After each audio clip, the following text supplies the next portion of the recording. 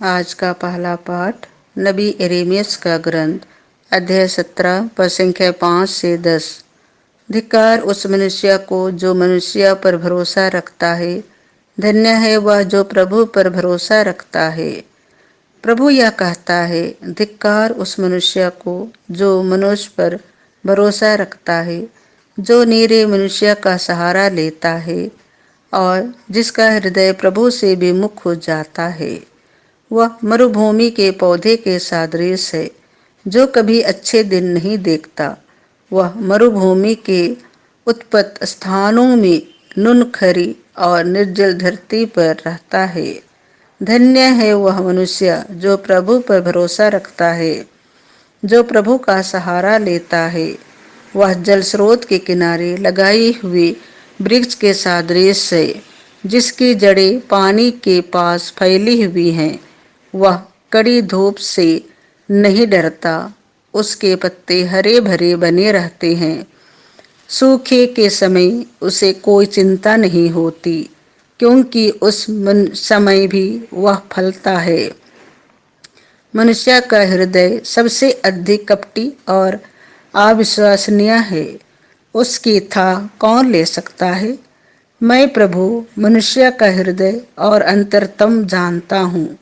मैं हर एक को उसके आचरण और उसके कर्मों का फल देता हूँ।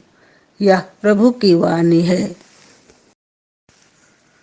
संत लूकास के अनुसार पवित्र सुसमाचार अध्याय 16 पद संख्या 19 से 31। तुम्हें जीवन में सुख ही सुख मिला और लाजरुस को दुख ही दुख। अब उसे यहाँ सांत्वना मिल रही है और तुम्हें यंत्रणा। यीशु ने फरीसियों से कहा, एक अमीर था जो बैंगनी वस्त्र और मलमल पहनकर प्रतिदिन दावत उड़ाया करता था। उसके फाटक पर लाजरुस नामक कंगाल पड़ा रहता था, जिसका शरीर फोड़ों से भरा हुआ था। वह अमीर की मेज की जूठन से अपनी भूख मिटाने के लिए तरसता था और कुत्ते आकर उसके फोड़े चाटा करते थे। वह कंगाल एक दिन मर गया और स्वर्गदूतों ने उसे ले जाकर इब्राहिम की गोद में रख दिया। अमीर भी मरा और दफनाया गया। उसने अधोलोक में यंत्रणा सहते हुए अपनी आंखें ऊपर उठाकर दूर ही से इब्राहिम को देखा और उसकी गोद में लाजरुस को भी। उसने पुकार कर कहा, पिता इब्राहिम, मुझ पर दया कीजिए और लाजरुस को भेजिए, जिससे वह अपनी अंगुली का सिरा पानी में भिगोकर मेरी जीभ ठंडा करे, क्योंकि मैं इस ज्वाला में तड़प रहा हूँ। इब्राहिम ने उससे कहा, बेटा, याद करो कि तुम्हें जीवन में सुख ही सुख मिला था और लाजरुस को दुख ही दुख।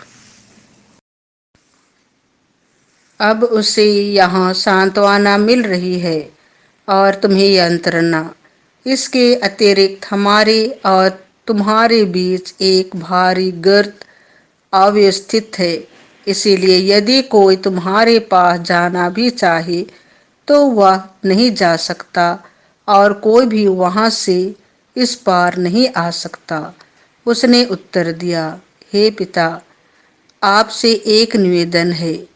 आप लाजरुस को मेरे पिता के घर भेजिए, क्योंकि मेरे 5 भाई हैं। लाजरुस उन्हें चेतावनी दे, कहीं ऐसा ना हो कि वे भी यंत्रणा के इस स्थान में आ जाएं।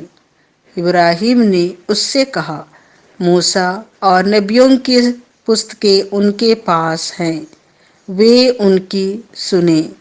अमीर ने कहा, हे पिता इब्राहिम, वे कहाँ सुनते हैं, परंतु यदि मुर्दों में से कोई उनके पास जाए तो ये पश्चाताप करेंगे।